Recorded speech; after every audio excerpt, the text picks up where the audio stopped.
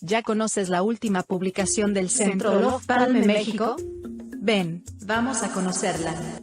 ¿Te gustaría saber cómo ha evolucionado el concepto de seguridad nacional e internacional en el presente siglo? ¿Deseas saber sobre la problemática de la seguridad ciudadana o hídrica? ¿Qué lugar ocupa el terrorismo en la agenda de seguridad nacional de México y por qué? ¿Qué relación existe entre género y seguridad? ¿Entre seguridad y cultura? Las respuestas a estas y otras preguntas se encuentran en el libro colectivo La seguridad extraviada, apuntes sobre la seguridad nacional de México en el siglo XXI.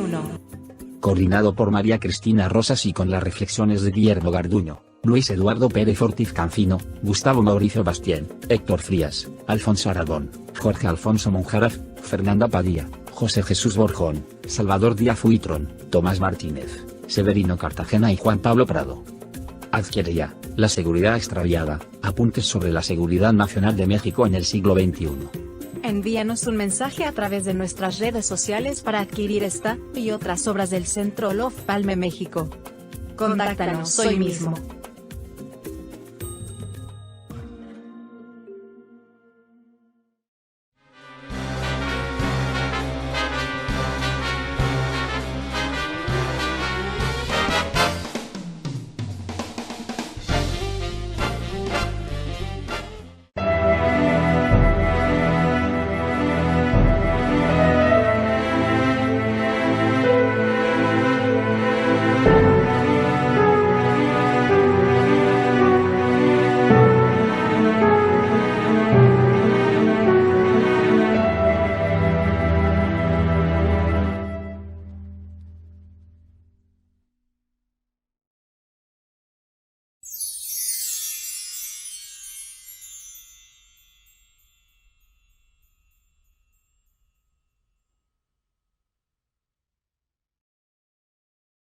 Muy buenas tardes, sean todos, todas bienvenidos, bienvenidas a una emisión más de Una Tarde con esta producción del Centro Love Palme México, que trae a consideración de ustedes las reflexiones de connotados expertos en diversos ámbitos. El día de hoy tenemos el gusto de contar con la presencia de un gran amigo de México, Luis Mayra, a quien por supuesto le damos la más cordial bienvenida y le agradecemos también su disposición y su tiempo para conversar con nosotros. Sea bienvenido, buenas tardes, bueno, ya casi buenas noches allá en Santiago. Buenas tardes, María Cristina, un gusto saludarte. Gracias por esta posibilidad de diálogo. Muchas gracias a Luis Mayra. Quiero comentarle a las personas que están aquí en Zoom y a quienes nos están siguiendo en Facebook Live que pueden hacernos llegar sus preguntas y comentarios para nuestro invitado y nosotros las pondremos a consideración del mismo. Me voy a permitir presentar algunos datos curriculares de Luis Mayra. Él nació en Santiago de Chile en 1940, realizó sus estudios primarios y secundarios en ese país. Finalizada su etapa escolar, ingresó a la Escuela de Derecho de la Universidad de Chile, donde se licenció en Ciencias Jurídicas y Sociales. Su memoria tituló El camino a la nacionalización del cobre, las negociaciones entre el Estado chileno y la compañía Anaconda. En paralelo a sus estudios, trabajó como profesor ayudante de las cátedras de Derecho Romano, Historia del Derecho, Historia Constitucional de Chile, Economía Política y Política Económica en esta misma casa de estudios. En 1974 se fue al exilio con motivo de la dictadura de Augusto Pinochet y vivió en México durante 10 años, donde se especializó en relaciones internacionales. Durante sus años de exilio fue profesor en los cursos de posgrado de la carrera de Relaciones Internacionales de la UNAM, en el Instituto de Estudios Internacionales de la Universidad Católica de Río de Janeiro, en la sede de Flaxo en Buenos Aires y en la Universidad Católica de Chile. Entre 1975 y 1984 organizó y se desempeñó como primer director del Instituto de Estudios sobre Estados Unidos en el CIDE, en la Ciudad de México, y también como secretario ejecutivo de la Unidad de Investigaciones Latinoamericanas, la ULA, en los años de 1978 a 1982. Entre 1984 y 1987 fue director del área académica del Programa de Estudios Conjuntos sobre Relaciones Internacionales de América Latina, RIAL, donde también estuvo a cargo de la colección de anuarios de estudios internacionales. Entre 1990 y 1993 fue presidente del Centro para el Análisis y Transformación de la Sociedad Chilena, el CENAT, y dirigió el proyecto sobre el impacto latinoamericano del Acuerdo de Libre Comercio entre Estados Unidos, Canadá y México en el Instituto Latinoamericano de Estudios Transnacionales, el ILET, en la sede de Santiago.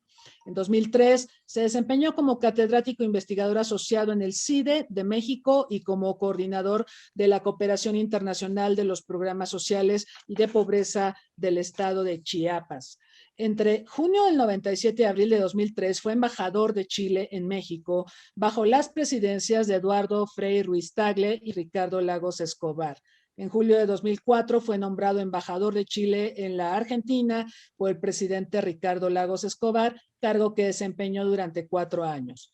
En mayo de 2014, la presidenta Michelle Bachelet lo designó representante de Chile en su rol de acompañante en la mesa de diálogo por la paz entre el gobierno de Colombia y las Fuerzas Armadas Revolucionarias de Colombia, las FARC. Es secretario ejecutivo del Consejo de Relaciones Internacionales de América Latina y el Caribe, y como embajador de Chile en la República Argentina fue distinguido como personalidad destacada de la provincia de San Juan, reconocimiento otorgado por su eficaz e intensa labor a favor de la integración binacional chileno-argentina y en especial de la provincia de San Juan con la región de Coquimbo en Chile. Muchas gracias por estar con nosotros. Don Luis Mayra, pues es un prolífico autor, un gran especialista en Estados Unidos. De hecho, yo recuerdo haber revisado su bibliografía publicada en el CIDE, en aquellos famosos cuadernos del CIDE, pero además tiene una serie de libros muy importantes en la materia.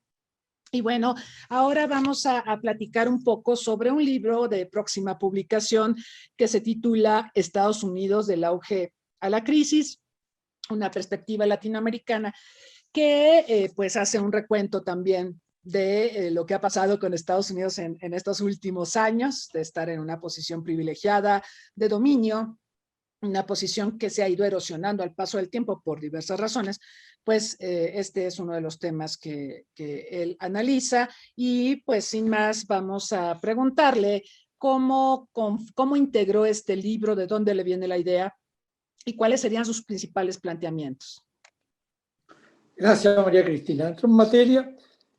La verdad es que fue mi viaje y permanencia en México como exiliado durante 14 años, lo que me ligó finalmente a la posibilidad de trabajar en el tema del sistema político de Estados Unidos y en particular de su política exterior, con sus referencias prioritarias hacia América Latina.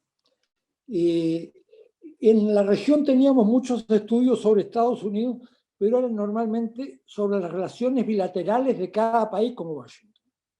Y lo que no existía era un conocimiento, un seguimiento, un cierto dominio de cómo funcionaba el sistema político y cómo se producían las decisiones de política exterior.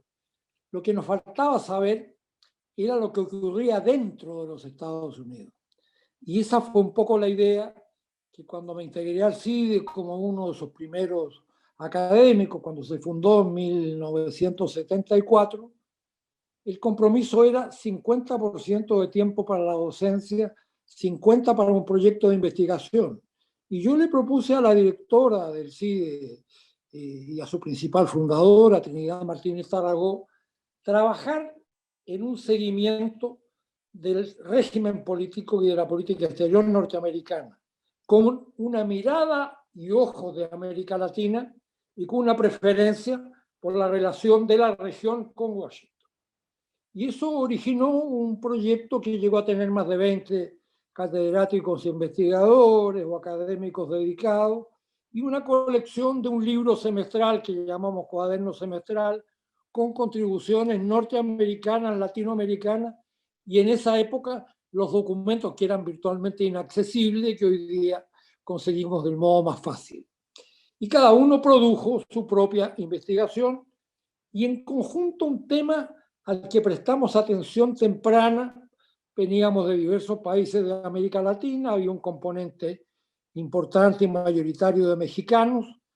Todos éramos expertos en crisis. Nuestros países vivían en torno a la anomalía, a la irregularidad económica, social, y no podíamos dejar de ver a los Estados Unidos tal como se presentaban a comienzos de los años 70, con las primeras complicaciones y dificultades, porque si uno tuviera que estudiar los años recientes de Estados Unidos, lo que ha pasado después del fin de la Segunda Guerra Mundial, que convirtió a Estados Unidos en la mayor potencia del planeta y abrió la Guerra Fría, lo que uno tendría que decir es que ellos tuvieron 25 años dorados o de óptimo funcionamiento, como siempre lo describen, en la economía, en la política, un tiempo de consenso y progreso. Pero después empezaron las dificultades, no todo fue tan bueno como era al comienzo, por más que ellos se empeñen en reiterar una cierta continuidad del éxito inicial en la segunda posguerra. Y nosotros, mirando desde México, con ojos latinoamericanos, lo que vimos fue desajustes, irregularidades y problemas que se daban en distintos campos. Y llamamos a eso la triple crisis norteamericana de los años 70, porque fue una crisis que golpeó en el plano del sistema político, especialmente con el escándalo de Watergate, la crisis que llevó a la salida del presidente Nixon del poder y a la posibilidad de que hubiera sido objeto exitoso de un impeachment que él evitó renunciando, pero el país quedó en un gran desbarajuste. Luego hubo un desajuste internacional muy severo, la derrota en Vietnam, perdieron el carácter de país invicto que tanto les gustaba proclamar a los norteamericanos, y también hubo un desajuste en la economía, porque ellos en la guerra del Yom Kippur entre los países árabes e Israel, de octubre de 1973, apoyaron a Israel y los países árabes replicaron con un embargo al petróleo para que no se le vendiera a los Estados Unidos, y eso creó una enorme dificultad energética que repercutió en la década siguiente y afectó mucho el desarrollo productivo norteamericano. Entonces ellos conocieron la crisis, no la bautizaron como tal, pero nosotros que sabemos identificar ese proceso, le pusimos su nombre y su apellido, la triple crisis de los años 70. Y después pasó una cosa que describió bien el historiador británico Arnold Toynbee, que estudió mucho Estados Unidos en la fase final de su vida y que dijo una cosa que fue una verdad mayúscula. Dijo, cuando vemos una gran potencia, debemos tratar de identificar el momento de su máximo poderío, que él llamaba el cenit. Y en el caso de Estados Unidos decía que salió con la mitad del total de la economía mundial al final de la Segunda Guerra, no va a volver a tener un tiempo semejante. Entonces la ventaja en el caso norteamericano es que ya conocemos el cenit, ya sabemos el punto máximo. Y cuando uno conoce el punto máximo, una gran potencia entra en un tiempo o de amesetamiento y mantención por un periodo de lo que ha conseguido e inevitablemente inicia una gradual declinación. Y lo que Estados Unidos ha tenido después de los años 70 es una gradual desaceleración y una alternancia de tiempos de normalidad y tiempos de crisis, y en cada tiempo de crisis va bajando algunos escalones. Como fue tan poderoso, no se va a desfondar fácilmente, pero el futuro y la proyección de su situación actual es probablemente, viéndola a un tiempo de 3 o 4 décadas, una progresiva pérdida de poderío, una desaceleración de su condición. Y por lo tanto la crisis o la reducción de su estado de progreso e influencia va a caracterizar y acompañar, por tanto, y en esto fue muy lúcido Toynbee, el porvenir de los Estados Unidos. Y yo comparto mucho esa visión. Ha sido exitoso el aplicar una metodología de ese tipo para seguir los últimos 40 años en que he estado ocupado en temas de coyuntura.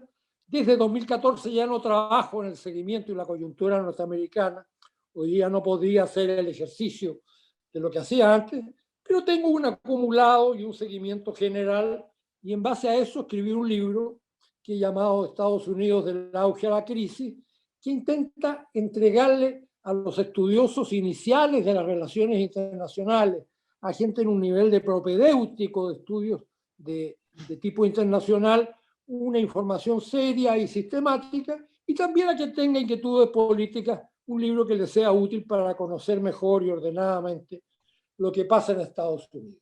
Y el libro gira en torno a esta transferencia del tiempo de los años dorados, en que todo iba bien, que la economía crecía 5 o 6% por año, que tenía una vanguardia en la creación e innovación tecnológica, que había consenso político, el bipartisan approach de republicanos y demócratas, y que la economía, la política y las relaciones internacionales funcionaban bien, a un tiempo de desajustes, de cojera y de dificultades que hemos ido viendo progresar, y especialmente después de un momento muy alto que fue el fin de la Guerra Fría, el fin de la Unión Soviética, la caída del muro de Berlín, el poder aparentemente unilateral de Estados Unidos a comienzos de la década de los 90, el paso a lo que se llamó la posguerra fría, que ofreció mucho, pero al final, al corto tiempo, empezó a darle nuevos problemas a Estados Unidos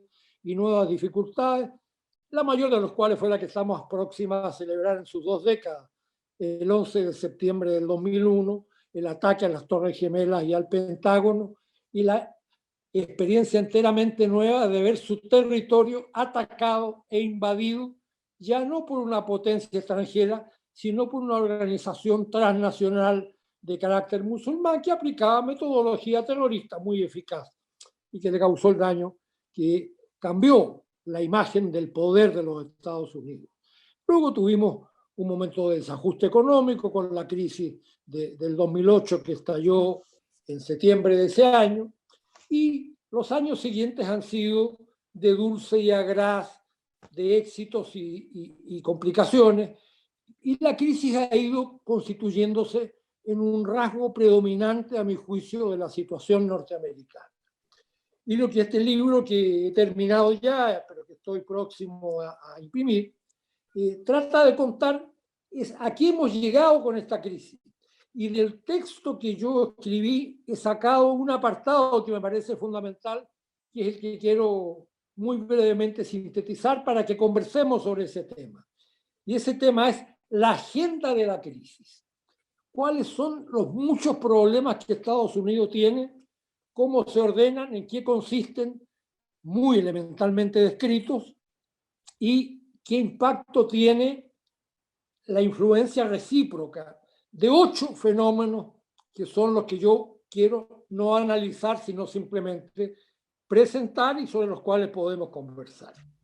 ¿Cuáles son, a mi juicio, los grandes problemas que hacen la agenda de la crisis norteamericana? El primero es que tienen un sistema de elección presidencial que francamente les ha creado muchas dificultades, porque es un sistema de doble etapa en la elección.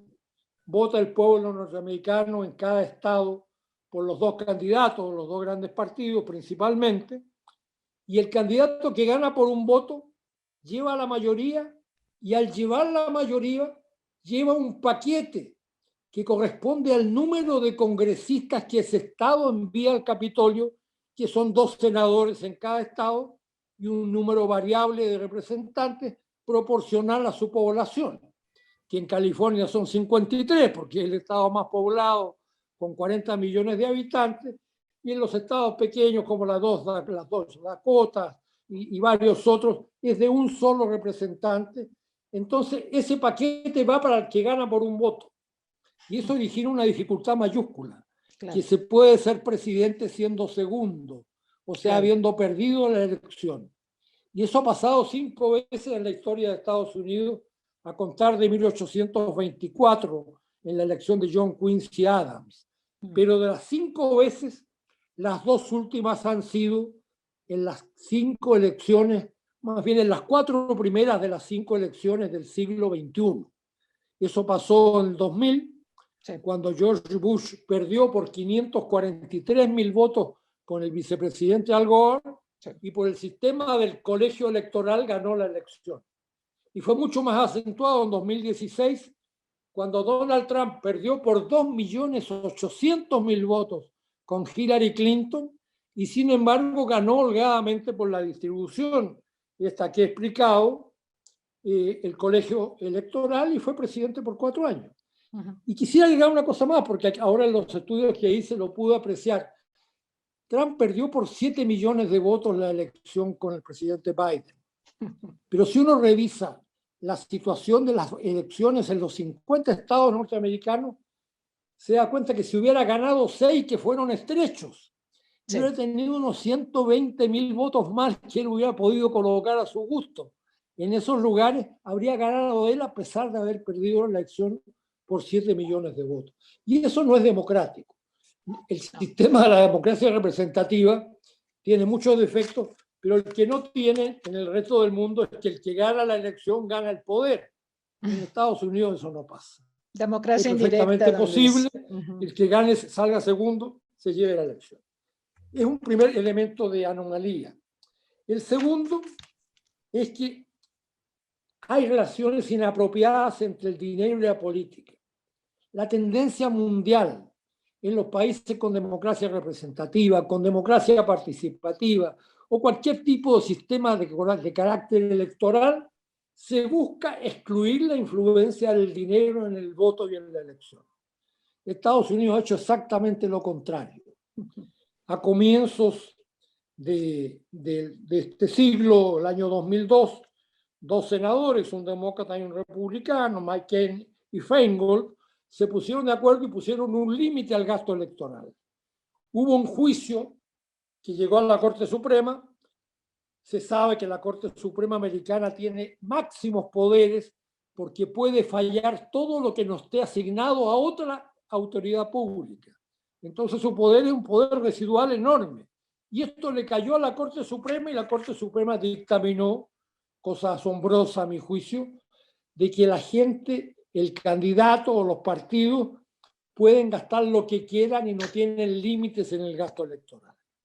O sea, lo contrario de lo que se había legislado por las autoridades pertinentes elegidas.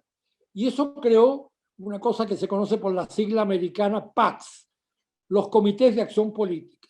Uno forma un comité de acción política, consigue que una corporación, porque no solo hay votos de personas naturales, sino también de personas jurídicas o corporaciones, le pone a uno un chorro de dinero, esto pasa al PAC, uno gasta ese dinero, no tiene que dar mayores cuentas, y tiene una enorme ventaja sobre un candidato que vive del aporte que dan los electores, que es mucho menor, y crea una tendencia a la distorsión del proceso electoral americano, y eso es una cosa que no han podido corregir hasta ahora después de este fallo.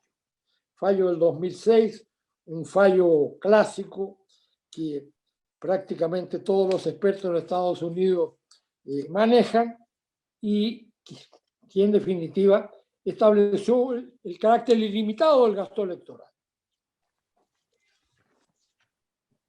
En definitiva, un tercer rasgo que siguió a esta sentencia Randall versus Orrell del año 2006 es el tema del agravamiento de las situaciones de pobreza y desigualdad.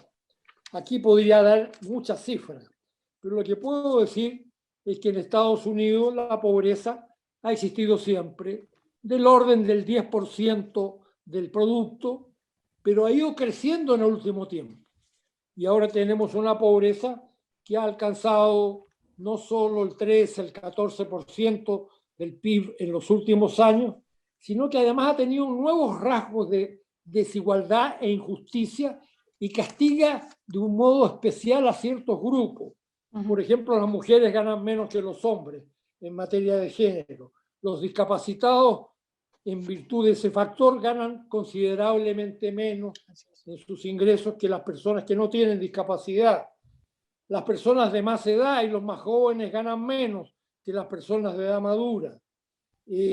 Las minorías y sus miembros afroamericanos, hispanos o orientales ganan menos que las personas de raza blanca. Hay numerosos compartimentos de desigualdad de ingresos y hay una gran desigualdad en materia general de la aplicación de lo que se llama el coeficiente de Gini, que es el que mide la pobreza en general en las distintas sociedades.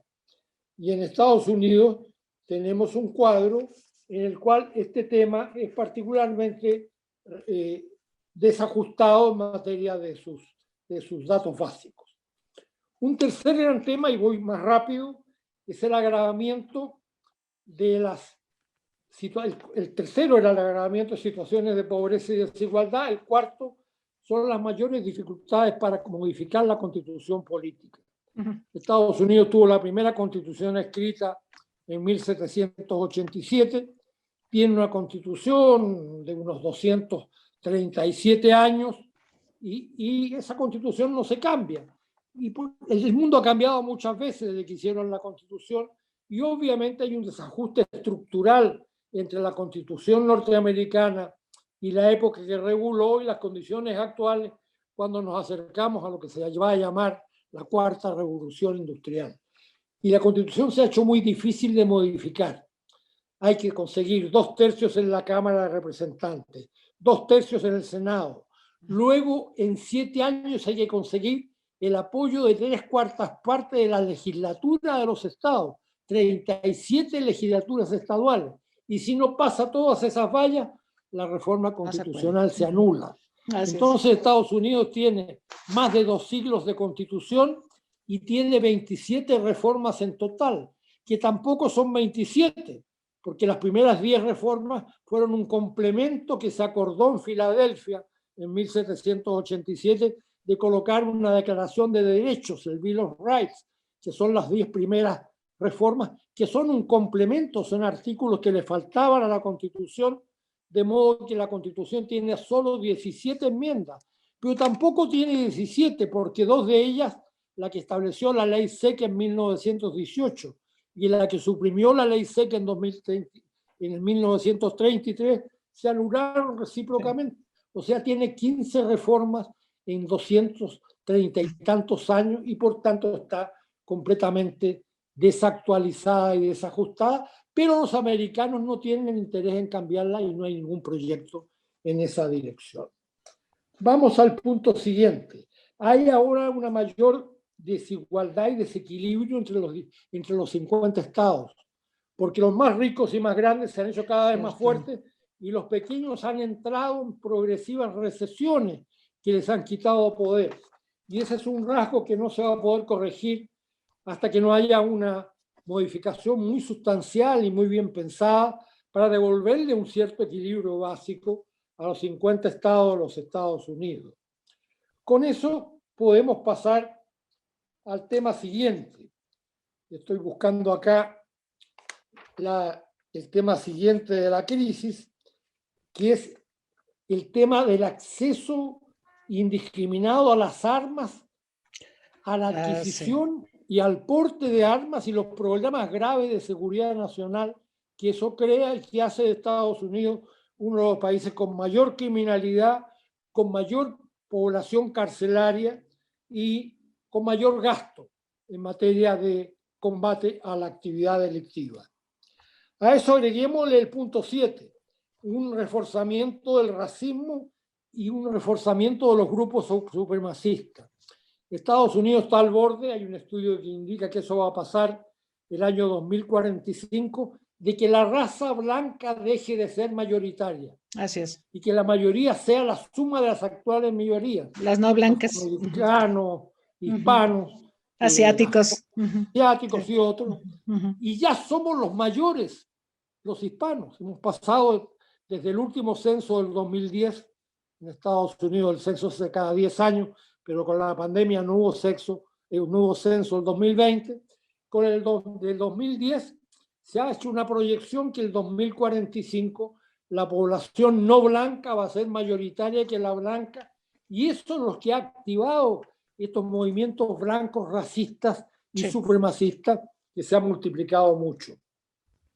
Y a esto tendríamos que sumarle, para ir terminando, los temas de los conflictos políticos eventuales de un control conservador de la Corte Suprema.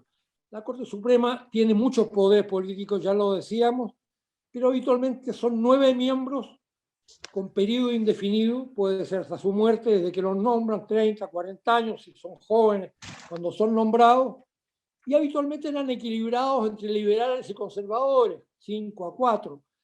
Y Trump tuvo la suerte de 3 nombramientos, y hoy la Corte Suprema tiene 6 conservadores y solo 3 liberales. Así es. Como tiene tantas competencias, puede distorsionar gravemente el sistema político, porque los 3 nuevos miembros de la Corte Suprema, 2 hombres y una mujer, tienen 52, 48 y 47 años. Y con las expectativas de vida del pueblo norteamericano, no teniendo periodo de ejercicio, siendo indefinido su mandato, pueden estar perfectamente 30 o más años estableciendo esta mayoría permanente de tipo conservador, que puede ser muy crítica y muy dificultosa por sus decisiones para la sociedad norteamericana. Entonces, en síntesis, estos 8 factores repercuten, se entrecruzan y hacen muy compleja la posibilidad de una vuelta a la normalidad. Ya casi no hay leyes en los Estados Unidos. El país se rige por decretos ejecutivos. Sí. Los presidentes pueden sacar decretos, esos decretos duran lo que dura su mandato, no hay una estabilidad institucional conocida, las leyes no consiguen mayorías, la Constitución no se puede cambiar, estamos en un grado de inmovilidad jurídica que crea muchos problemas para la gestión de la sociedad norteamericana, y las perspectivas de la crisis, a mi juicio, no son favorables, son más bien una tendencia negativa de una dificultad de gestión creciente en los Estados Unidos. Y eso que parecía que no iba a pasar con Biden, porque su inicio fue pacífico, tranquilo, un par de asuntos, primero en Cuba y después en Afganistán, temas de política exterior, ni siquiera asuntos domésticos, han colocado en una situación difícil a un gobierno que había partido aparentemente con mejores expectativas, y ya la palabra crisis se está pronunciando frecuente y diversificadamente en los Estados Unidos en las últimas semanas, después de la rápida, del desplome, no fue caída de los 300.000 hombres del ejército formado por los Estados Unidos en Afganistán, que no combatió frente a 60.000 efectivos del bloque talibán. Entonces tenemos un cuadro en que la crisis es un dato con el cual tenemos que trabajar, y por tanto el sistema internacional, no solo el régimen político de Estados Unidos, tiene que trabajar con la evaluación de todos estos componentes, con la influencia mutua entre ellos y con las perspectivas del desarrollo de cada uno de estos escenarios. Y eso es lo que hoy quiero proponer para la conversación. Muy bien, don Luis. Muy interesante los 8 puntos que menciona, porque ponen en contexto a Estados Unidos y revelan pues una serie de situaciones estructurales. No, la crisis no es algo coyuntural, es algo que ha estado presente, pero también es cierto que Estados Unidos ha mostrado una gran capacidad de adaptación y de supervivencia a las crisis. Yo me pregunto y me gustaría conocer su reflexión respecto a la situación actual.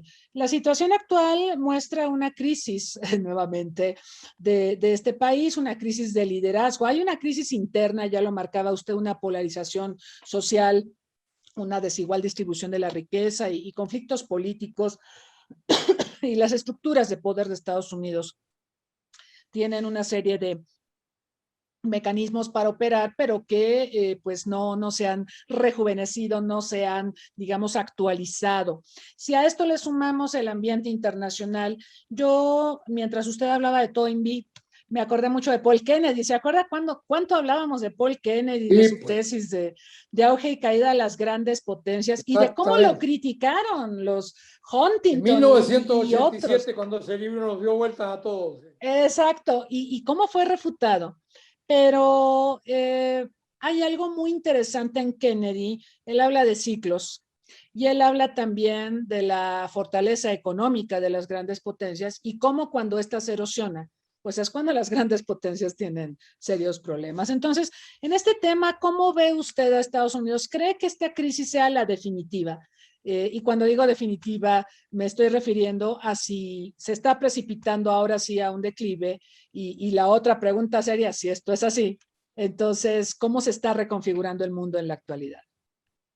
Bueno, mi impresión en relación a su muy importante pregunta, que no tiene una respuesta de base exacta y segura, es prácticamente los diversos expertos y conocedores pueden dar una respuesta que es un ordenamiento de argumentos que en alguna medida es una apuesta sobre lo que podría ocurrir.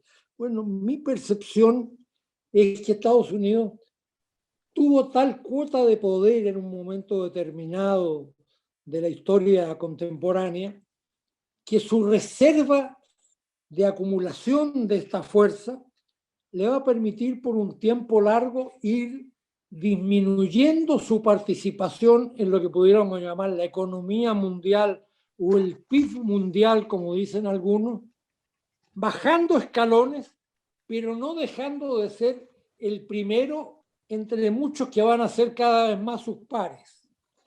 Entonces, si uno mira lo que era la situación económica entre el campo comunista y el campo capitalista en los 45 años de la Guerra Fría, y lo mira hoy día en la competencia ya manifiesta entre las dos economías mayores, la economía china y la norteamericana, uno va viendo grados de distancia, de diferenciación mucho menores, pero también descubre que va a pasar un tiempo largo antes que Estados Unidos deje de ser una gran economía.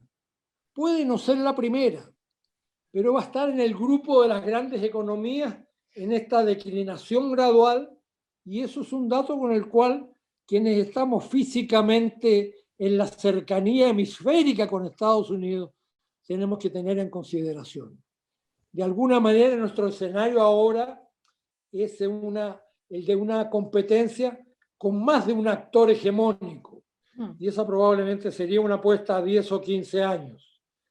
Y diversificar las hegemonías que a uno lo afectan es siempre un escenario mejor que tener un hegemón que con seguridad regula y prevalece sobre tus propios intereses, tus proyectos y tus horizontes de seguridad o de desarrollo. Yo creo que un poco por ahí va la cosa. Estados Unidos va a ser menos poderoso, va a tener mayores flaquezas, va a tener considerables debilidades, pero va a seguir en un grupo, en un círculo de países influyentes, y nosotros vamos a tener que aprender a trabajar cada vez con menos dificultades y distancias, pero también siendo la parte de menor poderío en la relación bilateral, y ojalá América Latina aprenda a hacer a tiempo ese ejercicio y saque provecho de este cambio de situación. Justo sobre ese tema nos acaban de mandar una pregunta que señala que dónde queda América Latina con un Estados Unidos que va declinando y donde varios de los países de la región, entre ellos México, tienen una estrechísima relación con Estados Unidos y no están diversificados ni con China, ni con Europa, ni con otras potencias en potencia, digamos. ¿Cuál sería su reflexión al respecto? Mi primer punto es el siguiente. El primer aprendizaje duro que hace un cientista social, un académico que se dedica a estudiar los Estados Unidos, es darse cuenta de lo marginal que es América Latina en Estados Unidos. Uno cree que porque somos parte del mismo hemisferio, porque tenemos una vecindad, somos importantes e influyentes, pero el poder internacional se rige por normas mucho más duras y mucho más objetivas. Y ocurre que Estados Unidos tiene por sí solo hoy día, con todo lo que ha bajado, del orden del 21% de la economía mundial, y la suma de América Latina, sumando los 20 países latinoamericanos, no incluyo los países de habla inglesa del Caribe, sino los 20 países latinoamericanos, Brasil y los 18 países españoles más Haití de origen francés, los tradicionales 20 latinoamericanos, tienen el 7% de la economía mundial, y eso ha sido muy estable a lo largo del tiempo. Estados Unidos ha bajado de 50 a 21, pero nosotros nos hemos mantenido ahí siempre puntos más, puntos menos del orden del 7%, que es lo que estamos teniendo en los años del siglo XXI. Y en consecuencia hay una menor distancia en la medida que Estados Unidos baja su porcentaje, pero nosotros no hemos crecido en influencia y en poder en proporción a nuestra participación económica. Eso es lo primero. Lo que yo diría es que nuestro margen de poder internacional podría ser mayor, porque América Latina tiene una segunda dificultad, que es su falta de consenso, la ausencia de acuerdos y de organismos que básicamente permitan conjuntar los intereses que tenemos y no compitamos en todo momento y en todos los frentes, y tengamos rivalidades absurdas e innecesarias de tipo vecinal que dificultan nuestro propio comportamiento en el sistema internacional y en la región. Entonces también América Latina tiene en eso que hacer, ojalá pronto, un cierto aprendizaje de complementar en torno a los intereses comunes estrategias y caminos que permitan tener mejores proyectos de desarrollo. Eso no lo hemos hecho y ha pasado mucho tiempo y hemos perdido mucho por no tener una mínima coordinación y actuación para la defensa de nuestras propias posibilidades e intereses. Entonces yo creo que en definitiva el futuro está marcado por un peso relativo más bajo de Estados Unidos, por una cierta estabilidad. No creo que podamos crecer mucho, tampoco imagino que haya grandes desplomes de América Latina. América Latina es una región secundaria en el sistema internacional, va a seguir siéndolo, pero es una región que es un poco la más fuerte de lo que llamábamos antes el tercer mundo. Algún ingenioso cientista social, que era Aníbal Pinto, dijo alguna vez: América Latina es la locomotora del tercer mundo. Somos los países en desarrollo, más bien pobres, pero dentro de los pobres en esos años 70, comienzo de los 80, antes de la crisis de la deuda, éramos la región que estaba mejor situada entre los países emergentes en vías de desarrollo. Eso no ha cambiado y yo creo que de alguna manera es un gran reto y será gradual y diferenciado, que algunos países antes que otros alcancen la condición de países afianzados, desarrollados, pero nunca habría esperar esa posibilidad en el horizonte largo del siglo que estamos empezando. Este tema de los desacuerdos entre América Latina lo hemos abordado en muchos foros y pues es lamentable, ¿no? Ver que a pesar de todos los elementos que tenemos en común, no logramos ponernos de acuerdo y afloran las rivalidades y aflora lo que nos divide y no lo que nos acerca. Yo me acuerdo mucho...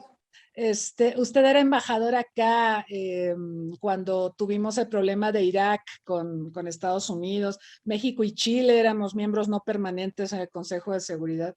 Me acuerdo que participamos incluso en un evento donde se analizaba esta problemática y se hablaba de lo importante que era que los latinoamericanos cerráramos filas y que pudiéramos en un momento dado compatibilizar intereses para hacernos fuertes en coyunturas como esa y otras más. Pero pues... Si usted recuerda, me trae a la cabeza, a la memoria, una segunda situación muy cercana a esa, que fue la postura frente al envío de tropas por cuenta de Naciones Unidas para la invasión de Irán y la destitución de Saddam Hussein, donde éramos Chile y México los dos países representantes de carácter temporal en el Consejo de Seguridad. Y nuestros embajadores eran dos expertos en relaciones internacionales. Uno ya fallecido, Adolfo Aguilar Sincer, un gran académico y diplomático mexicano, y el chileno Juan Gabriel Valdés, que fue uno de nuestros cancilleres y un experto en relaciones internacionales, también con una obra y un trabajo importante. Y ambos se conocían entre ellos, habían trabajado juntos aquí en México, y los gobiernos lograron también permitirles una coordinación, y eso nos permitió con el rechazo de México y Chile, que no pudieran existir los 9 votos, el 60% del Consejo de Seguridad que se exigía para que Naciones Unidas hiciera suyo oficialmente el acto de invasión y ocupación de Irak con la destitución de su conductor Saddam Hussein.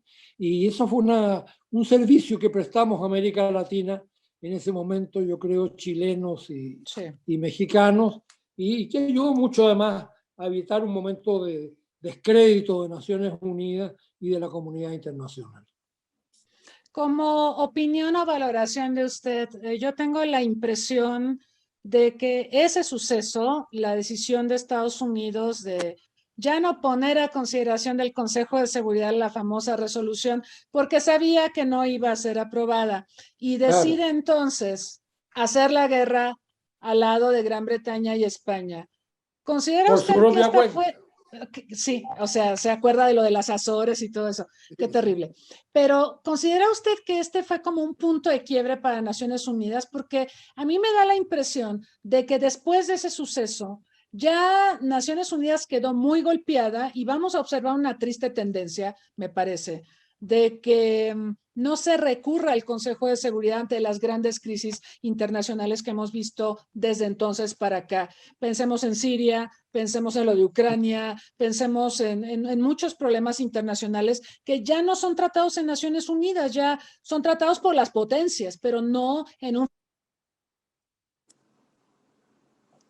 en un foro primigenio como es el Consejo de Seguridad.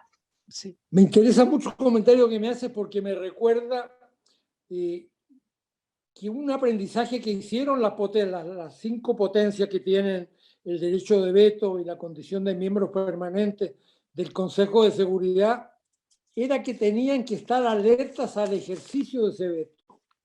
En la crisis del Medio Oriente hubo un momento en el cual Estados Unidos buscó alterar el poder en torno a algunos de los regímenes que aparecían más débiles al momento de la primavera árabe. Y básicamente pensó en poder sacar desde Libia a su histórico liderazgo político. Y presentó una resolución en el Consejo de Seguridad en un momento en que había suplentes de la representación de China y de Rusia, y no se ejerció el veto. Y Estados Unidos, en base a eso, pudo ocupar e invadir Libia, eliminar a Gaddafi, que era su enemigo como conductor del proceso libio, y sacar enorme ventaja sobre los opositores del Consejo de Seguridad, que no pudieron hacer nada después de ese acuerdo, porque ellos no habían estado para ejercer su veto. Cuando pasó lo mismo en la crisis de Siria, Estados Unidos inventó varios mecanismos para sorprender, y China y Rusia nunca estuvieron fuera de una representación de primer orden para ejercer el veto. Y por tanto, Naciones Unidas, por el ejercicio del veto en el Consejo de Seguridad, no pudo tener ninguna intervención como a Estados Unidos le habría gustado, de una entidad militar colectiva que representara a la comunidad internacional.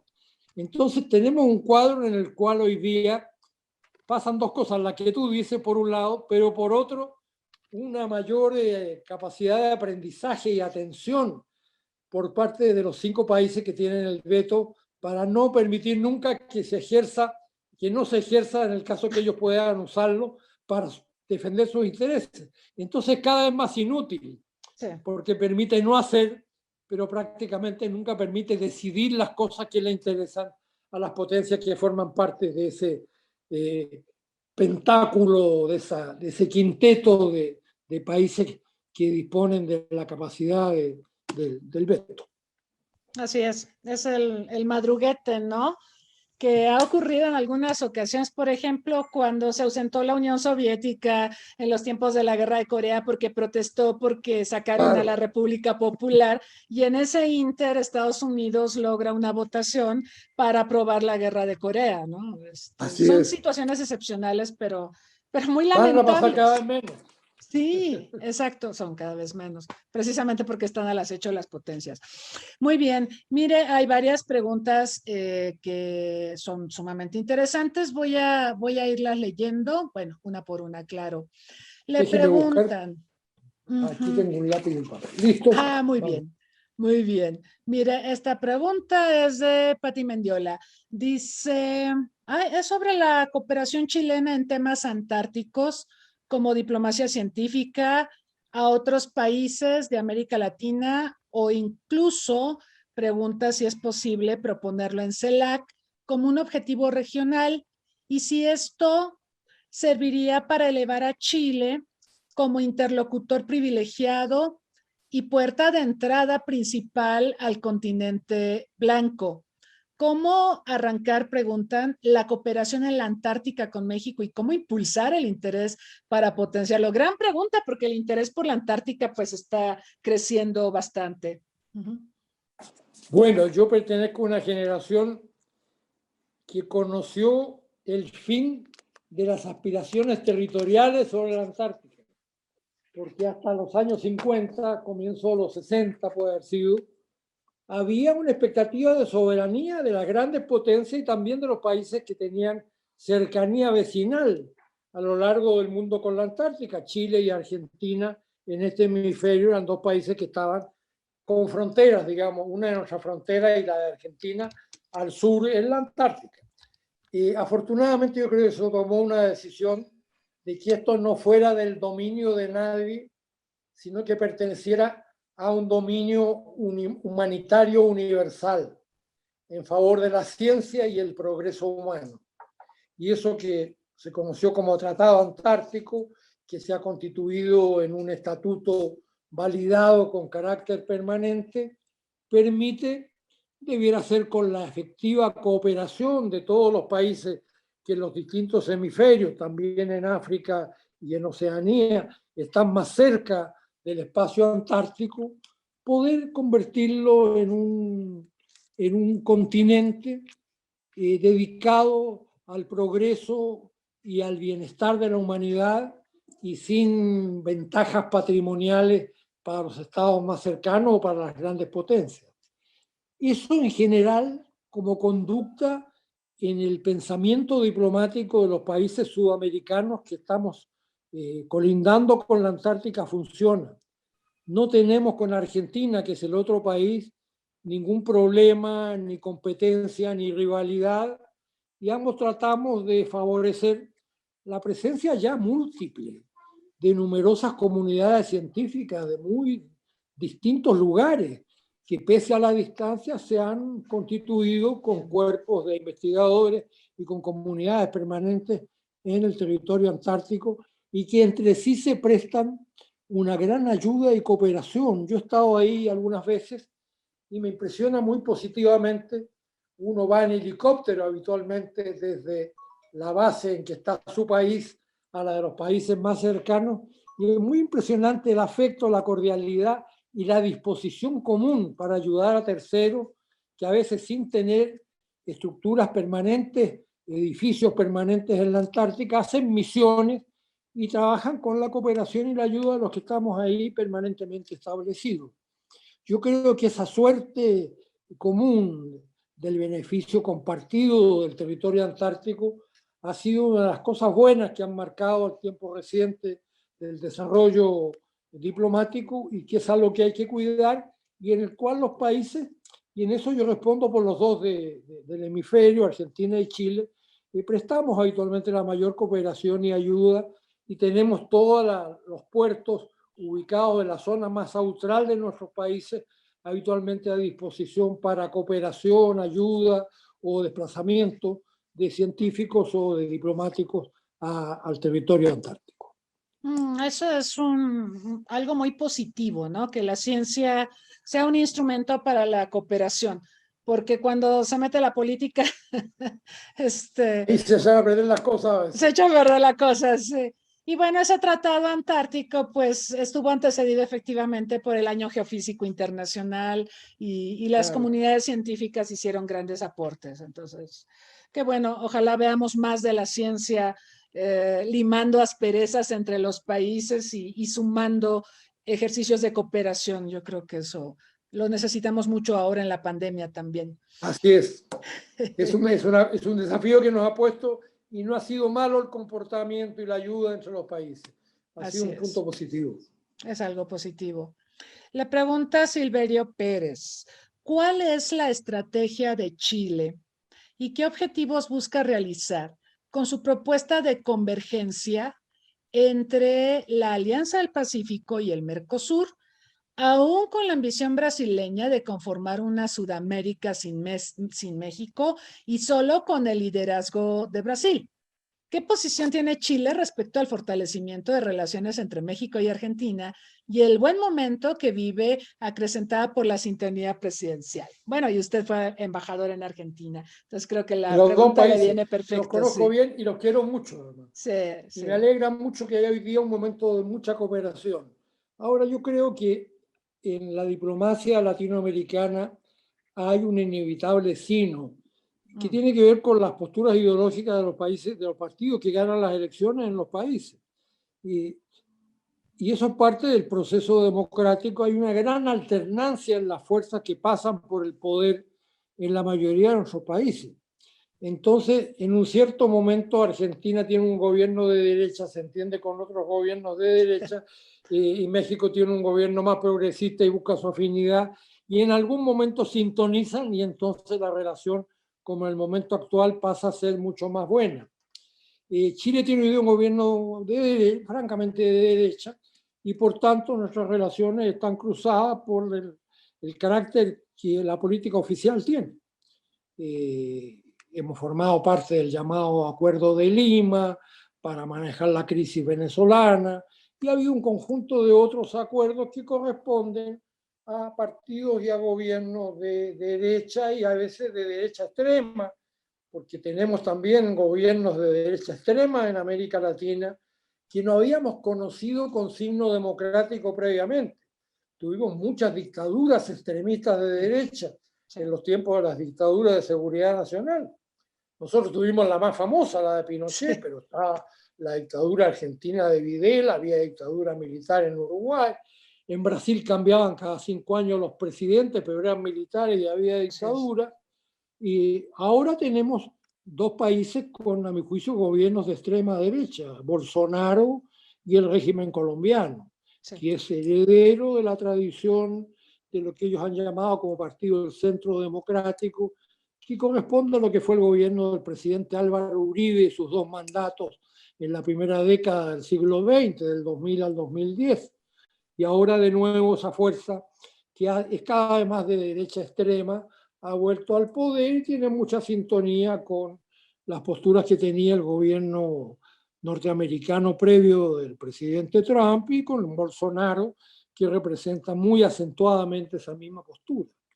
En el caso de Trump y Bolsonaro, de difícil sustentación científica, porque no eran hombres de Estado con una formación y trayectoria. En el caso de los colombianos, con mayor formación profesional, pero también posturas muy marcadamente de derecha radical.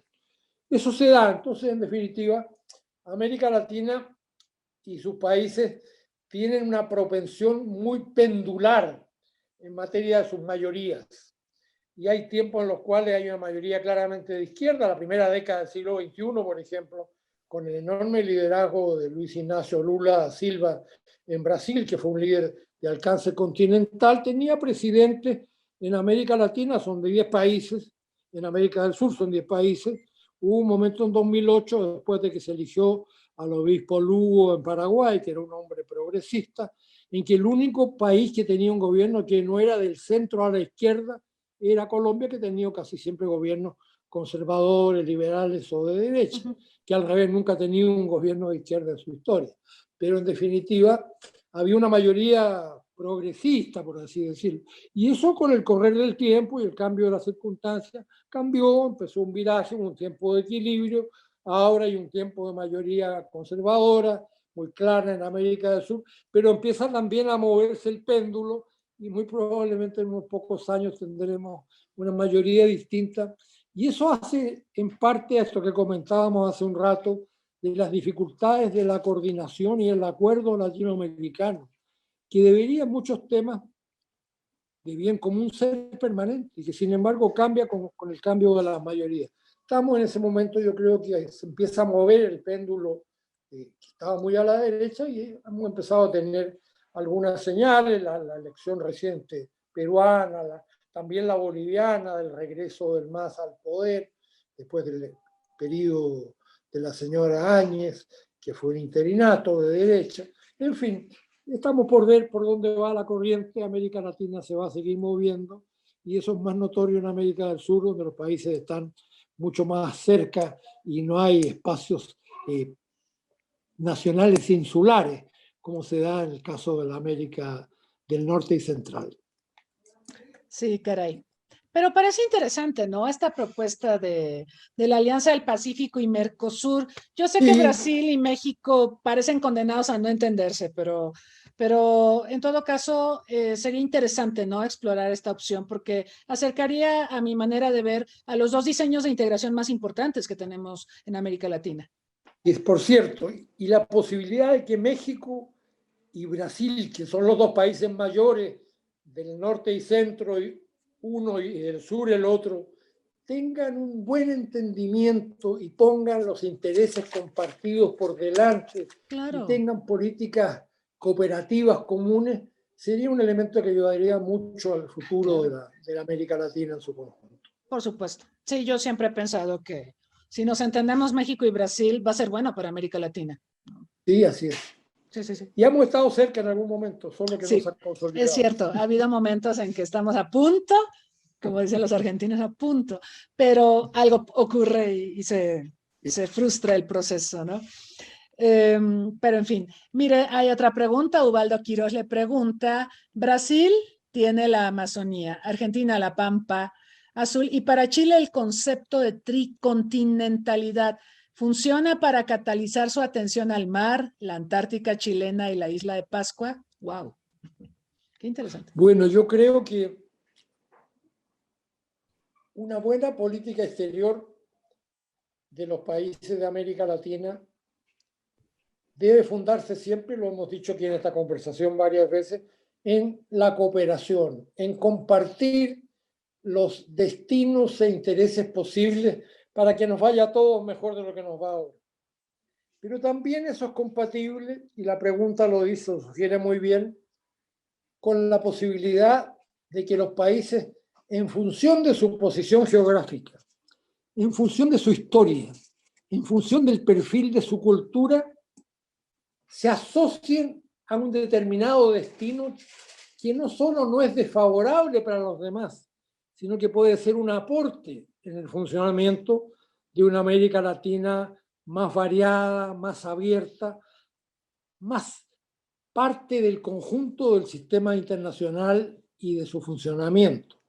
Entonces los ejemplos que se han puesto son útiles porque no dañan a nadie, potencian, privilegian una cierta potencialidad de países determinados. En el caso de la presencia brasileña en la cuenca de la Amazonía, es muy grande su influencia en términos de cuantitativos, pero no es monopólico, porque también Ecuador, Perú, Colombia, son países de la Amazonía y algunos otros tienen ahí alguna posibilidad. Entonces, una política exterior de la preservación del espacio de la Amazonía como una reserva de la humanidad es posible de plantear como parte complementaria de la estrategia de política exterior de varios de estos países. Y en varios momentos Brasil ha jugado esa carta.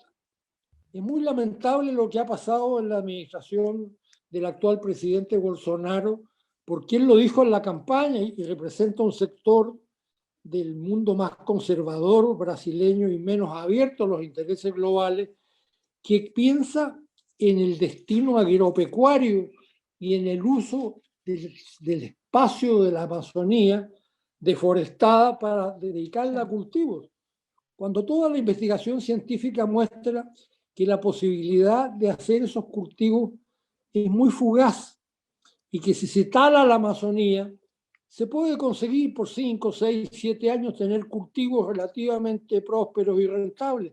Pero hay un momento que por la naturaleza del suelo y por el fenómeno de la deforestación se entraría a una condición de tierra yerma, que no tendrían ya mayor capacidad productiva. Y eso es lo que hace interesante la posibilidad de preservar en su espacio natural y con su actual superficie en la Amazonía, que representa el espacio mayor en el planeta de generación de oxígeno y de mejoramiento o de atenuación de los efectos del cambio climático y del calentamiento global que estamos padeciendo.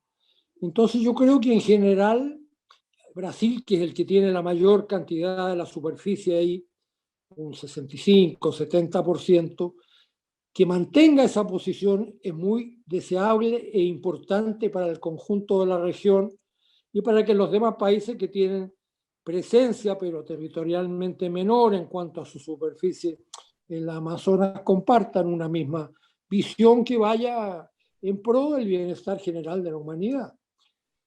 Yo agregaría para cerrar que sería justo, porque eso tiene que ver también con la equidad, que si Brasil destina a su preservación natural la Amazonía, haya en los esquemas de cooperación internacional alguna compensación que permita que esa situación se mantenga, porque si no va a acabar prosperando la mirada más mezquina a los que quieran algunos años hacer uso lucrativo del suelo para después pasar a una deforestación que no tenga uso agrícola y que sería desastrosa para todos. Recomponer eso es una tarea o imposible o de muy largo aliento en el tiempo, y hay que conservar el estado de lo que hoy representa la Amazonía como un pulmón de la humanidad. Coincido, es un pulmón del mundo y más en las condiciones actuales es cuando más tendríamos que trabajar para preservarla y si se puede mejorarla, porque también está todo el problema de tráfico de maderas preciosas y extracción ilícita de muchos recursos naturales de la Amazonía, aparte de la situación de las comunidades indígenas, que también es muy lamentable, ¿no? Claro. Uh-huh. Tenemos un par de preguntas más. Esta es muy interesante. Le preguntan si las izquierdas de ahora son como las izquierdas de antaño. ¿Qué cambios observa, por ejemplo, en el caso de la izquierda chilena o en el caso mexicano? Yo tengo la impresión que las distintas corrientes políticas son el fruto de los tiempos que la humanidad y las regiones van recorriendo. El tiempo de la Guerra Fría era un tiempo de confrontación global, ideológico-política. Y eso creaba situaciones de gran beligerancia. Yo creo que fue un tiempo con muchos más conflictos. Y a eso hay que agregarle, porque coincidió cronológicamente, un tiempo de gran lucha contra el colonialismo en África y en Asia, especialmente, y en algunas partes de América Latina. Y esas luchas contra el colonialismo inevitablemente tenían un componente muy alto de violencia y hacía que las izquierdas, que son las que habitualmente luchan por la independencia de los países que están sujetos a dominio colonial, también usaran esa metodología como la única que permitía superar la situación que estaban padeciendo. Y eso explicó cómo por la vía de la lucha armada se acabó el colonialismo portugués después del proceso de cambio portugués en el año 1974 y cómo se pudo convertir en estados independientes a los actuales estados de raíz portuguesa que tienen un papel muy significativo y muchas perspectivas en África. Tuve hace poco oportunidad de dictar un curso y pasé cerca de un mes en Mozambique y mi aprendizaje de ese país y de los países vecinos me dio la impresión de que sus posibilidades y su capacidad de avanzar, si se dan las condiciones, pueden ser muy significativas en las décadas que vienen.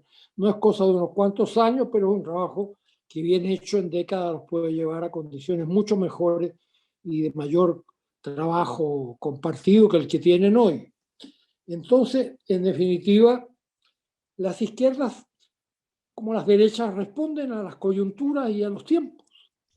Y por cierto, el tiempo actual, que tuvo una suerte de transición o paréntesis después del fin de la Guerra Fría, los primeros años de la llamada posguerra fría fueron años de búsqueda, de mucha frustración para los Estados Unidos, porque Estados Unidos podía haber tenido otro tiempo dorado como el que tuvo después de la Segunda Guerra Mundial y se lo farreó, y lo único que hizo fue perder espacios y posibilidades, y la famosa unipolar politics no les dio nada, y al final vivieron una crisis severa después del año 2008, y han tenido dificultades de acuerdo político que las hemos revisado en esta conversación.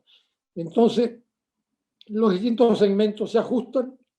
Yo veo una izquierda con menos componente militar de lo que era la izquierda de la época de la Guerra Fría.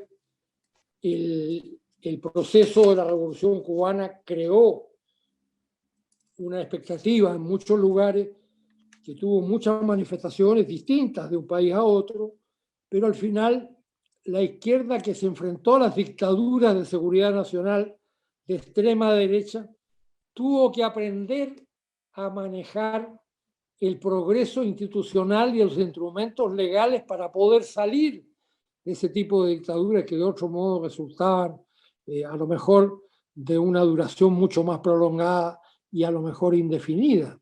Claro. Entonces la izquierda tuvo que jugar cartas que no eran sus métodos habituales y tuvo que apelar a ser protagonista de la construcción mayoritaria de una voluntad democrática. Nosotros tuvimos en Chile un plebiscito.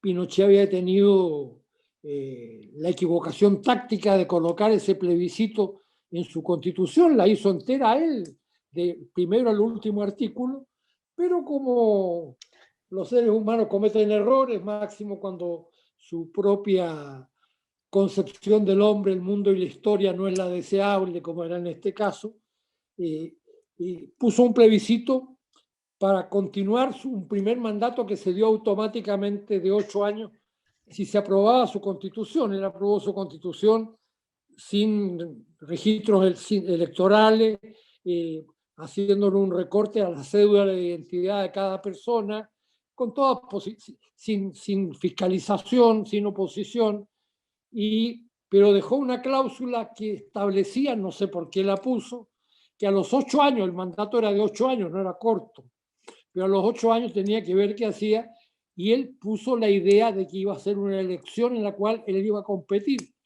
en un plebiscito para obtener un respaldo. Y eso nos permitió crear una mayoría amplísima. Le ganamos por más de 1 millón de votos en un país que tenía en esa época un cuerpo electoral de unos 8 millones. Le ganamos por 1 millón de votos y en definitiva terminamos con la dictadura por una decisión tomada por la mayoría de los chilenos y donde la izquierda jugó un papel muy relevante y también los partidos del centro, que en esa época eran menos amenazantes de una polarización si llegaban al poder. Pero en el conjunto trabajamos unidos y de ese modo podemos derrotar en las urnas, curiosamente, a una dictadura que no habíamos podido derrotar por ningún otro conducto. Entonces la izquierda tiene sus tiempos, bien, da respuestas a situaciones que prevalecen en los escenarios nacionales o que cambian en el propio ritmo del sistema internacional o regional. Y a eso le dan respuestas de modo variado y por lo mismo no son las mismas de una época a otra.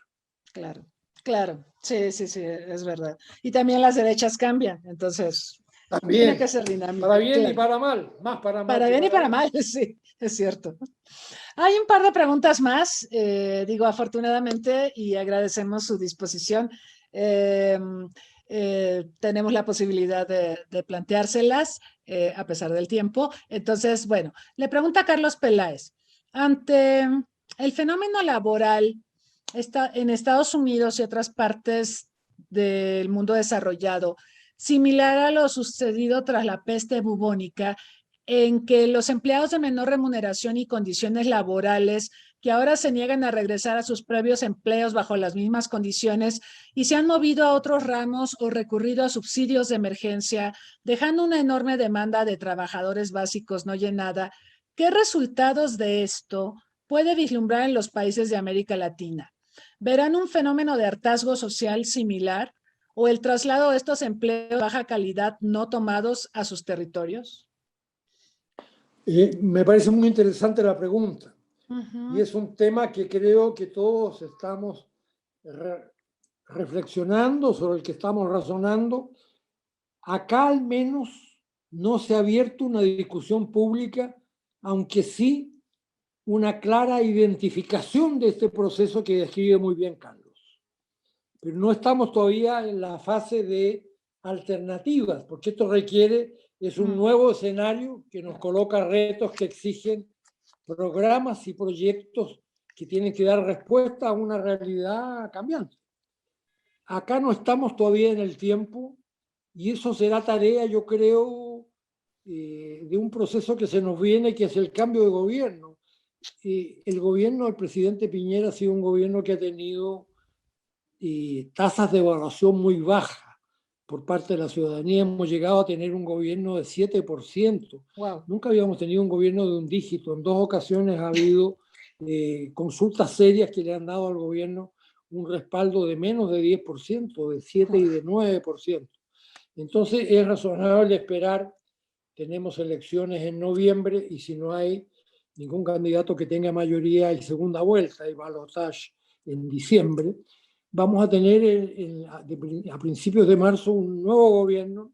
Hay candidatos de derecha y de izquierda con posibilidades. Es difícil decir hoy día, los dos que tienen más probabilidades, uno es de derecha, el otro es de izquierda. Vamos a ver cómo ocurren estos meses, pero ahí van a aparecer en la agenda todo el amplio abanico, el arco sorprendente de problemas nuevos que nos ha creado un hecho como esta pandemia, que además ha sido de impacto variado en los países. Sí. Nos ha golpeado de modo distinto, tenemos que dar respuestas distintas, aunque el tema que él plantea de tipo laboral tiende a ser relativamente homogéneo en la región. Entonces, acá estamos en la fase de tomar conciencia. No tenemos todavía una propuesta que yo pueda describirle. No me cabe duda que no será posible de esquivar el contar con ese proyecto, pero creo que será parte del cierre de la elección presidencial y sobre todo del gobierno que se elija y de su propio programa, que va a ser perfeccionado en el verano. Nosotros tenemos un verano de noviembre a marzo. En marzo asume el nuevo gobierno y en ese tiempo se va a estar escribiendo por parte de quien gane la propuesta concreta y va a tener que incluir este gran reto que está bien descrito en la pregunta. Sí, estaba recordando mientras lo escuchaba la importancia que tiene la pandemia en los procesos electorales. Lo vimos en Estados Unidos con Trump. Yo creo que el mal manejo que hizo de la situación pandémica fue determinante, ¿no? Como también quienes hicieron buen manejo de la situación pandémica fueron premiados por el electorado. Pienso en el caso de la primera ministra de Nueva Zelanda, de Jacinda Ardern, cuyo partido aplastó a la oposición en las elecciones del año pasado y fue un reconocimiento popular a su buen manejo de la crisis pandémica. En México, por ejemplo, tuvimos elecciones de medio término y anteriormente el partido del presidente es el que dominaba en el Congreso, pero ahora tenemos un Congreso un poquito más plural. Entonces sí podríamos mencionar que la pandemia sí tiene un efecto interesante en los procesos electorales, ¿no? Es así. Y cuando usted hacía el comentario de la primera ministra de Nueva Zelanda, le quiero comentar el estupor con que vi ayer una noticia que venía en el cable desde Auckland. Decía que el día de ayer se había registrado, no recuerdo la cifra exacta, después de 5 o 6 meses, un caso de fallecimiento del COVID-19 en Nueva Zelanda. Entonces yo decía, qué envidia para países que tienen 5.000, 10.000, 20.000 muertos diarios, que sea novedad, que forme parte de lo que se informa, que han tenido un día, después de 6 meses, un caso de fallecimiento Es por esta impresionante. pandemia. Es impresionante eso. Claro, la noticia triste también hace unos días fue una serie de crímenes que perpetró una persona, aparentemente apuñaló a otras allá en Oakland, en un centro comercial. Sí. Esa fue una noticia muy lamentable, por supuesto, pero vaya, digamos, el manejo pandémico en general en Nueva Zelanda ha sido, creo que, bastante bueno, con las peculiaridades de Nueva Zelanda, ínsulas que están realmente muy lejos del resto del mundo, que es relativamente sencillo aislar. Y aparte el tema de la distancia física, es algo que se da en Nueva Zelanda porque vive poca gente y están acostumbrados a vivir a una distancia considerable unas de otras. Entonces, ahí como que es relativamente sencillo aplicar todas las medidas que nos han sugerido, y en nuestros países pues eso es muy complicado, ¿no? Aparte de su sistema de seguridad social, que es formidable. Pero bueno, pues nos acercamos al final, Luis Mayra, y no quiero dejar pasar la oportunidad de preguntarle, bueno, ¿qué viene para usted en los años por venir? Viene este libro, por supuesto, que vamos a esperar con mucho interés, porque además es oportuno, nos permite pensar a Estados Unidos, pensarnos respecto a Estados Unidos. Esto de la visión latinoamericana me encanta. Yo siempre he pugnado porque si bien es importante tener acceso a la bibliografía que se hace en otras regiones sobre nosotros, también es muy importante que nosotros nos formemos nuestras propias opiniones y nuestros propios análisis sobre los problemas mundiales. Entonces, celebro este libro que pronto veremos publicado desde una perspectiva chilena, latinoamericana, que ciertamente nos enriquece. Pero ¿qué viene después, Luis Mayra? A ver si nos puede comentar. ¿Qué sigue para usted? Yo he tenido una vida larga y para mí provechosa. He terminado mi actividad productiva. Trabajé en actividad laboral remunerada 60 años, no es poco, y hice muchas cosas. Otras no pudieron ser materializadas, pero en definitiva el balance desde el punto de vista subjetivo me ha resultado estimulante. México fue un hito muy importante en mi vida, me enriqueció, me ayudó, me entregó otra patria. Yo siempre digo que México no es mi segunda patria, es mi otra patria.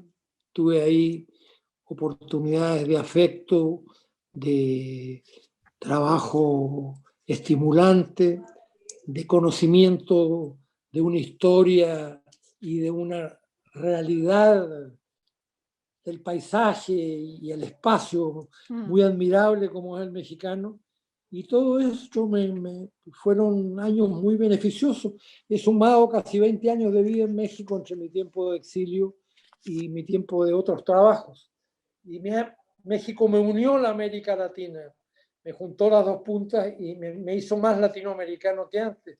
Y esa identidad es muy fuerte. Yo creo que nosotros tenemos, si hacemos acuerdos fundamentales de las cosas que nos interesan en común, una posibilidad de tener un destino mucho mejor.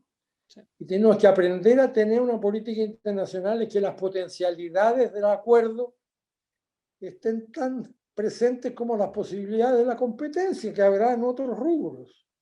Pero tener una mirada latinoamericana es una forma de crecer en nuestras posibilidades y perspectivas del futuro que viene. Y yo creo que de algún modo tenemos una generación que yo la veo en las conferencias y cursos que doy, aprendiendo gradualmente de esta posibilidad. Tengo la esperanza que no me equivoque y que eso sea así. Formidable. Sí, esperemos que así sea. Yo también tengo la esperanza de que encontremos puntos de convergencia que nos permitan trabajar independientemente de las diferencias y de los conflictos potenciales que existen. Yo creo que estamos en momentos donde, por el tipo de problemáticas que enfrentamos, la pandemia es uno de ellos, pero también está el tema del calentamiento global y la crisis de la biodiversidad. Si no sumamos y trabajamos colectivamente, no vamos a poder resolver estos grandes desafíos. Entonces, espero que encontremos los mecanismos para sumar y para trabajar de manera coordinada y conjunta, a pesar de obviamente las diferencias y los tipos de gobierno que tenemos, los tipos de izquierdas, de derechas. Ojalá. Mientras podamos cambiarlos, hay la posibilidad de caminar mejor. Efectivamente. Yo quiero agradecer mucho a don Luis Mayra, ha sido un reencuentro muy grato, me hizo recordar pues diversos eventos en los que coincidimos.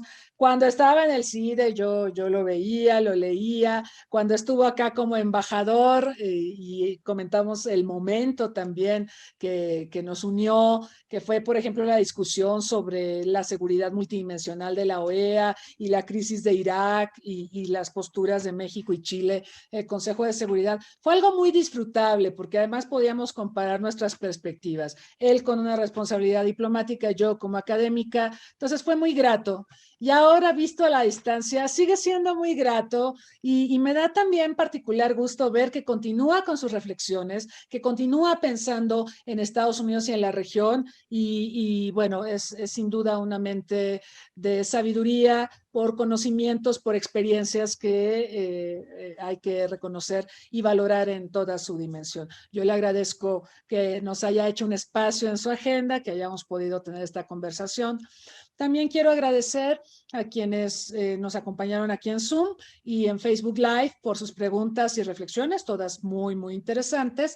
Y los quiero invitar para este jueves. Recuerden que esta semana, pues es una semana un poco cabalística, si me permiten decirlo. Se cumplen 20 años de los ataques terroristas contra Estados Unidos. Sé que hay varios foros alusivos esta semana. Nosotros vamos a tener nuestra acostumbrada sesión de seminarios sobre COVID-19 y la gestión de crisis en un mundo complejo, dedicada este jueves exclusivamente al tema de los 20 años del 11 de septiembre y su legado y lo que hemos aprendido y lo que no hemos aprendido, que es bastante lamentablemente. Y también los quiero invitar para nuestra siguiente entrevista. De hecho, vamos a entrevistar a un paisano de usted, don Luis Mayra. Vamos a entrevistar a don José Miguel Insulza, al senador. Mire. Sí, va a estar con nosotros Colega el 20. Sí, además. Sí, y él sigue, sí, exacto. Está en el Senado, aceptó la entrevista, va a estar con nosotros el 20 de septiembre, va a ser un lunes a las 5 de la tarde y nos dará mucho gusto también tener sus perspectivas sobre diversos temas que son de interés, el tema de la seguridad hemisférica, el tema, por supuesto, de la integración latinoamericana y otros temas más. Los invito cordialmente a acompañarnos y, bueno, sin más, les agradecemos nuevamente su presencia, les pedimos que se sigan cuidando y hasta la próxima. Gracias nuevamente.